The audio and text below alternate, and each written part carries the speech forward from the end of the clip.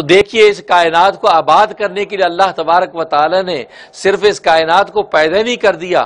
بلکہ اس کو آباد رکھنے کے لیے مختلف مخلوقات پیدا کی، بلکہ مختلف مخلوقات پیدا کرنے کے ساتھ ساتھ ہر مخلوق میں اللہ تبارک و تعالی نے الگ صفات اور کمالات رکھے ہیں، جس کے نتیجے میں ظاہر ہے کہ یہ کائنات آباد ہوتی ہے۔ آسمانوں کی بلندیاں ہیں، زمینوں کی وسعتیں ہیں، دریاؤں کی روانی ہیں، پہاڑوں کا وقار ہے،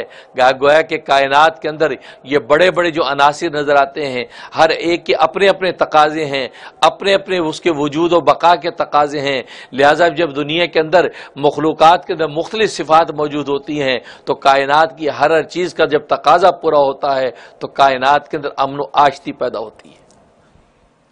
گویا کہ اس کائنات سے انسان لطف اٹھاتا ہے، اس کو لطف آتا ہے۔ پہاڑی زندگی ہو تو مزہ اڑاتا ہے،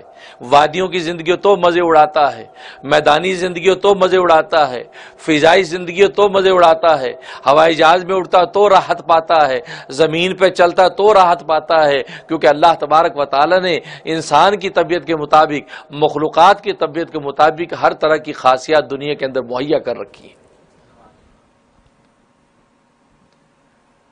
اور اسی صفات کے مطابق انسان دنیا کے اندر عمل کرتا ہے۔ جیسی انسان کی صفات ہیں ان صفات کے مطابق انسان دنیا کے اندر عمل کرتا ہے، کیونکہ اندر کی صفت جیسی ہوتی ہے، اگر اندر کی صفت کے اندر غصہ اور عداوت ہے انسان کے عمل میں عداوت ظاہر ہوتی ہے، اندر کی صفت میں محبت ہے انسان کے عمل میں محبت ظاہر ہوتی ہے، تو گویا کہ انسان کی صفات، انسان ان صفات کے مطابق دنیا کے اندر سارے کام کرتا نظر آتا ہے۔ بالکل اسی طریقے سے خود اللہ تبارک و تعالیٰ کی بھی صفات دو طرح کی ہے۔